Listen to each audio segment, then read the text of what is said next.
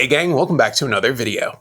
Now, as someone who loves the look of old cemeteries full of fall-colored leaves, but lives in a nearly treeless neighborhood, I wanted to come up with a way to recreate the look that didn't involve me spending an afternoon raking leaves at a local park. But more importantly, I needed something that wouldn't blow away in the wind and could be reused year after year. So in this video, I'm going to show you how I solved my problem by creating fake leaf mats. So let's get into it.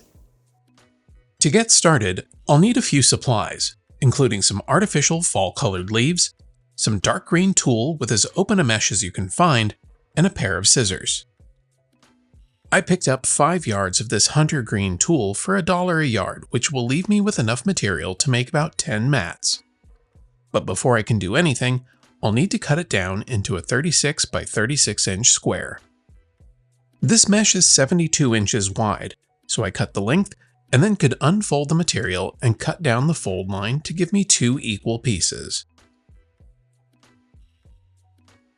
Now that I've got my first mat, I'm going to fold it in half and then fold it in half again, and we'll cut the outside edge into a quarter round shape so that when I unfold it, I'll have a 36 inch round for my base. And don't worry about getting it perfectly round. You'll never see it under haunt lighting. With my mesh cut into shape, I can get to applying my fake maple leaves to it using a bit of spray adhesive. This is a bit time-consuming and is not a permanent solution, but it will allow me the ability to place the leaves temporarily so that I can make any adjustments if needed.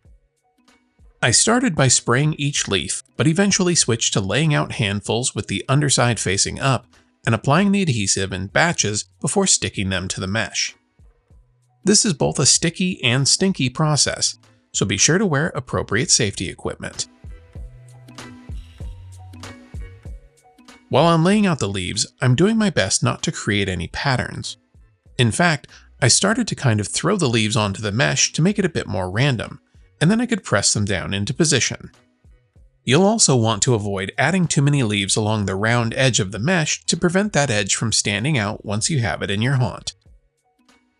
Once I've applied all my leaves and I'm happy with their placement, I take it out to the yard for a test fit.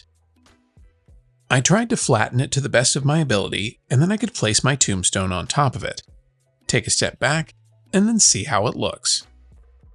I'm happy to say that even in the daytime, the mesh does a pretty decent job of blending into what little grass we have, but there's definitely too many leaves around the edges. Thankfully, the spray adhesive isn't strong enough in this application to permanently hold the leaves in place, and so off camera I removed anything that didn't look right. I also took the time to remove any leaves that you wouldn't be able to see from the front, which also helps to stretch my leaf budget a bit further. Now, with the mesh flipped over, I can get to permanently bonding the leaves to the mesh, and for that I'll be using some felt. I just need to cut it into 1-inch squares. That's better. These pieces of felt, along with the help of some hot glue, will help to keep the leaves in place without making them look overly flat. So with the glue gun at the ready, I got to adding the felt to the back of each leaf. I'm shooting to add glue in the widest part of each leaf so that you won't see any of the felt peeking out, but also so that the outer edge of the leaves can still move a bit, which should help them to look a bit more realistic.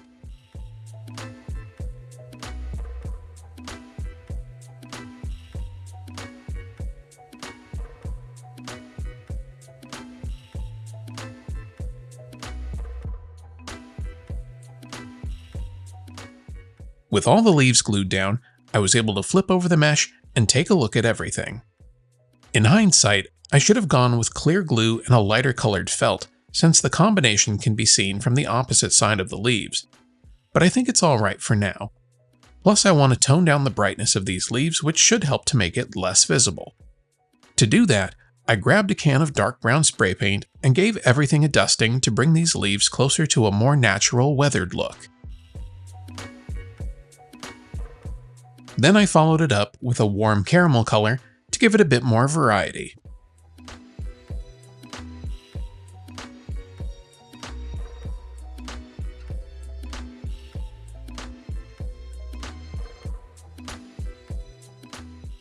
Once my paint was dry, I could grab my leaf mat, set it in place, and see how it looks. I'm happy to say that even in the midday sun, the mesh blends right in with the small amount of grass that we have, and I imagine that in the dark you won't be able to see it at all. It's not until you're within a few inches that you can actually make out that the leaves are attached to the mesh, which is a lot better than I expected when I had this idea. I also think to really sell the effect, a good non-destructive way would be to add some leaves to the tombstone with some push pins. It'll keep them from blowing away and also allows you the ability to change them up in the future. Now I know this may seem like a silly project, but it's got applications beyond fall leaves. If you wanted to stretch your haunt past Halloween, you could use this method with some polyester stuffing to create the look of snow for a haunted Christmas display. The applications really are endless, so if you get creative with it, I'm sure you'll find something that works for you. Well, that's going to do it for this one. Be sure to like and subscribe if you haven't already, but most importantly, go make something.